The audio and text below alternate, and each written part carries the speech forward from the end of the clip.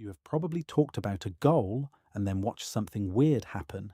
You felt lighter, almost finished, and then you did less. Not because you got lazy, because your brain logged the story as progress and it quietly stopped paying the cost. Quick thing before we go deeper. We are building toward our first 1,000 subscribers, and your subscription genuinely helps us reach more people who like psychology that actually explains things. And if this hits a nerve, tap like too, because that signal tells the algorithm to show it to the exact people who need it. Now, the obvious explanation is talking about it kills motivation. That is not wrong, but it is shallow. The more interesting question is why your mind treats words like work, why other people hearing your plan changes the plan, and why sometimes telling one specific person helps, while telling everyone else sabotages you. You have felt this if you have ever announced, I am going to start lifting, or I am writing a book, and for a few days you were oddly calm. You did not feel hungry for it anymore. That calmness is the clue. Because hunger is not a personality trait, it is a regulatory signal. When the signal turns off too early, you drift. Here is what is actually happening. When you tell someone your goal, you often trigger three systems at once: an identity system, a reward system, and a social contract system. They each make sense on their own. Together, they create a trap that feels like confidence. First mechanism, you accidentally convert a future behavior into a present identity. Think about this for a second. Most goals are really just repeated behaviors. Now, write a book is write sentences daily. Get fit is do discomfort on a schedule. But when you say it out loud, you often phrase it as an identity claim. I am a writer now. I am the kind of person who trains. And identities are psychologically sticky. Once your brain adopts a label, it starts protecting the label, not the behavior. There is research in social psychology showing that when an identity is made salient, people will act in ways that maintain the self-image, but they will also avoid situations that threaten it. This is why public labels can backfire. If you tell people you are going to do something, you are not just describing a plan. You are applying a social sticker to your forehead. And stickers create a new problem. You can lose them. So the mind does a quiet bit of risk management. If the label discipline person is now publicly attached to you, every missed workout is not just a missed workout. It is evidence against the identity. That creates threat, and threat creates avoidance. Not always dramatic avoidance. Sometimes it is subtle.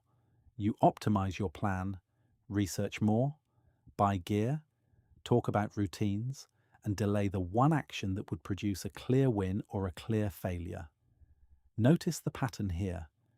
Announcing a goal can make you more fragile, not more committed, because you have increased the psychological cost of imperfect action. And there is a second twist inside this identity mechanism that most people miss. When you announce early, your identity becomes narrative-based. You start relating to yourself as the protagonist of a story instead of a person doing reps. A story has a beginning, a dramatic declaration, a turning point. Real progress is boring, so you unconsciously chase story beats. The announcement, the new notebook, the day one post. Story beats feel like movement. They are not. Now here is where it gets interesting. Even if you avoid the identity trap, there is still the reward trap. Second mechanism, your brain pays you for being seen, and it cannot always tell the difference between being seen and being done.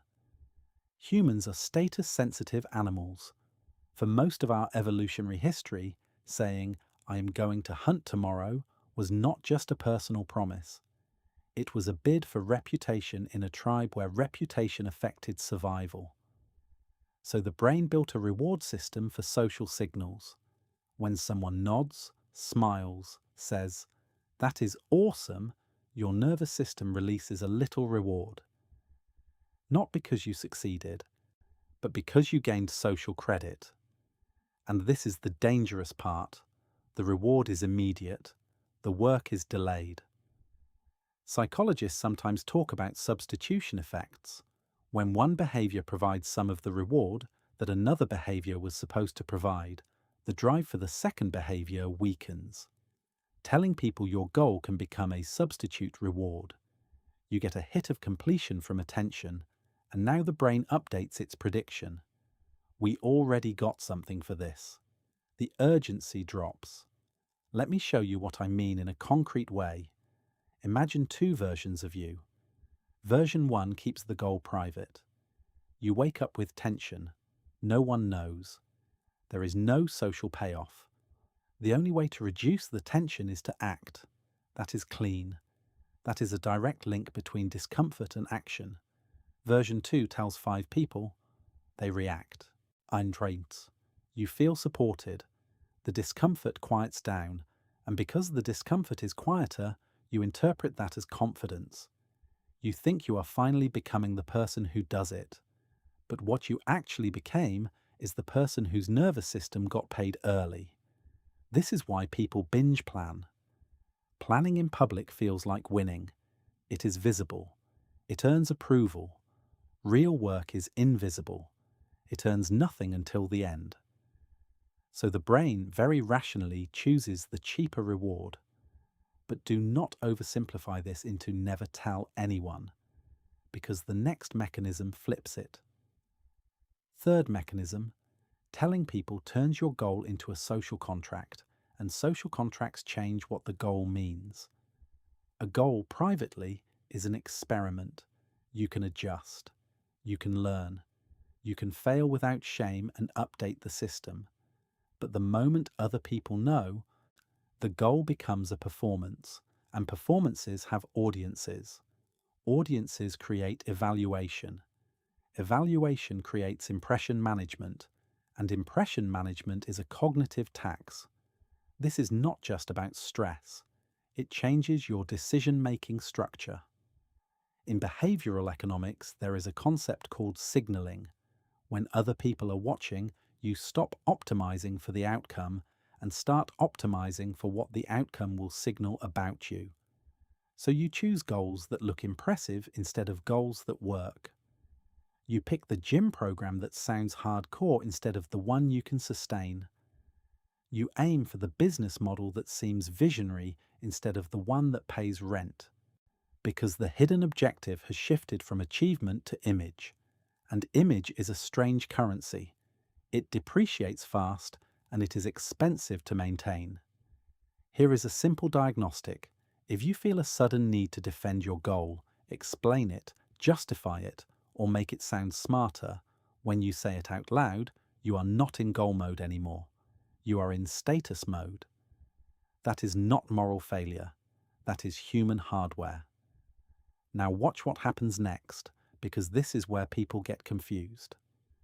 Sometimes telling people your goal does not just reduce action, it creates a specific kind of action that looks like progress, but is actually protective behavior. Protective behavior is when you do things that reduce the chance of being judged rather than increase the chance of succeeding. You set vague timelines. You talk about getting around to it. And you create elaborate contingencies. Once things calm down, I will start. That is not laziness. That is the mind-building plausible deniability in advance. And if you have ever had a goal die slowly without a clear moment of quitting, that is often what happened. You did not stop wanting it. You started needing an excuse more than you needed the result. So far, you have 3 forces pushing in the same direction: identity fragility, premature reward, and performance pressure. All of them reduce the clean discomfort that normally drives action. But there is another layer here, and it is the one that makes this whole topic feel personal. Because goals are not just things you want, they are threats to existing relationships. When you tell people your goal, you are also telling them that you are going to change. And many people do not consciously oppose your change, but their nervous system still reacts. Your growth shifts the status balance, the routines, the shared identity of the group. So even supportive people can subtly push back. They do it with jokes, with doubt disguised as realism, with "do not burn out," with "are you sure that is practical?" Again, sometimes they are right, but even when they are wrong, their feedback has an effect. It forces you to argue for a future version of yourself that does not exist yet, and arguing burns fuel. Here is what I have observed across a lot of high performers, and it is counterintuitive. The earlier stage of a goal is the most psychologically delicate. It is not because you have low willpower. It is because the goal has not earned evidence yet. It is just an idea. An idea cannot defend itself. Yeah, so when you expose it to social evaluation too early, it collapses under the weight of other people's certainty. Stay with me, because this next part recontextualizes everything. The real question is not, should you tell people your goals? The real question is, what function is that disclosure serving inside your psychology? Because you rarely tell people for no reason. You tell people because you want one of three things: permission, accountability, or identity reinforcement. Permission is when you want someone to say, yes, you are allowed to want that. Accountability is when you want external pressure. Identity reinforcement is when you want to feel like the kind of person who does it. Now, here is the trap. Most people think they are seeking accountability, but they are actually seeking permission and identity reinforcement. Accountability hurts. It constrains you. It creates consequences. Identity reinforcement feels good. It is warm. It is social. And it costs nothing. So you think you are building a system, but you are really building a mood. Midway point, and I want to give you something you can actually use. There is a simple framework I call reward timing versus exposure timing. If you understand this, you will stop accidentally bribing your brain to quit. Reward timing is when the brain gets paid. Exposure timing is when other people get to see the intention. The mistake is early exposure plus early reward. That combination is toxic for most goals. You tell people early, they praise you early, your brain gets paid early, and now the cost-benefit equation flips. What works better is one of two strategies, depending on your personality and the goal. Strategy 1 is delayed exposure. You keep the goal private until you have proof. Not proof that you are special, proof that the behavior has started. Like 3 weeks of writing sessions logged, 10 workouts completed, 1 paying client, something that exists in the world. Why does that work? Because now when you tell people, the praise attaches to evidence, not fantasy. And evidence-based praise does not substitute for work, it reinforces work. Your brain learns, action gets rewarded, not announcement gets rewarded. Strategy 2 is controlled exposure with costly accountability. You tell one person, not 10. And you tell a specific kind of person. Someone who will not give you a dopamine bath. Someone who will ask, what is the next action and when will you do it? Someone who will not let you trade words for work. This is crucial. The problem is not disclosure. The problem is the social reward structure you build around the disclosure. Now here is the deeper, slightly uncomfortable truth. Sometimes you tell people your goals because you are trying to make the goal real without doing the scary part. Speaking is a low-friction way to simulate commitment.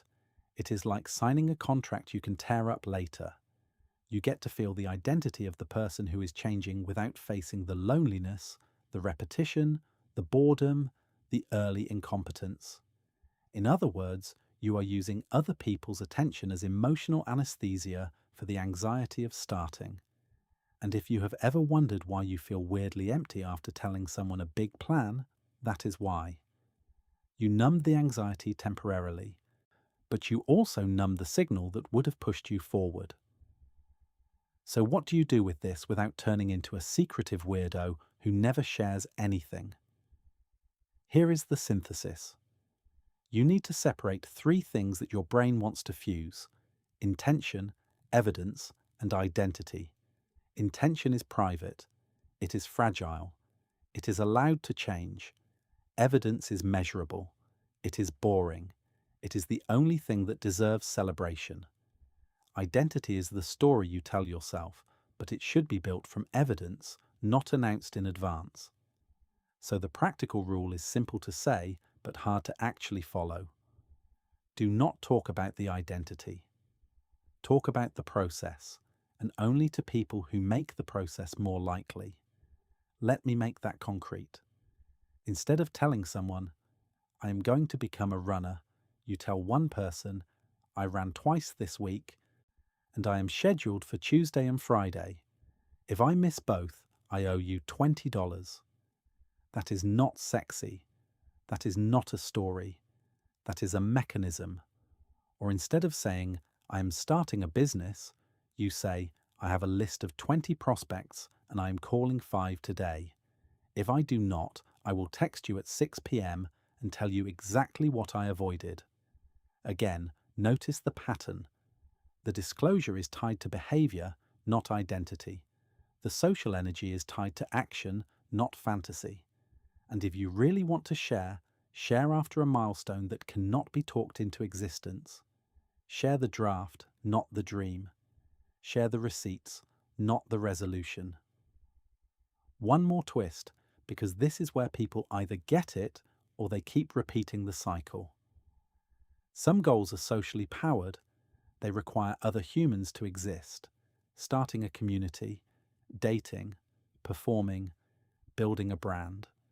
For those, secrecy is not always possible. The trick is to manage the type of audience you create. You want an audience that rewards consistency, not intensity. An audience that cares about weekly output, not grand declarations. Because intensity is easy to perform once. Consistency is expensive. Your environment will train you toward whichever one it pays. So ask yourself a brutal question. When you tell people your goal, what are they rewarding?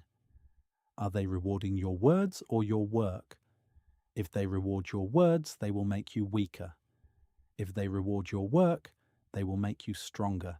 And if you realize you have been using disclosure as a substitute for action, do not beat yourself up. That is not a character flaw. That is a miswired incentive system. Fix the incentives, and your motivation problem often disappears. So here is the loop back to the beginning. That lighter feeling after you tell someone, it is not confidence, it is partial payment. It is your brain closing the open loop early. If you want the goal to survive, keep the loop open until behavior closes it. And the next time you feel the urge to announce a new identity, pause and ask, am I trying to be seen or am I trying to become? Because the sentence you choose in that moment can decide whether your goal becomes real or just socially acceptable fiction.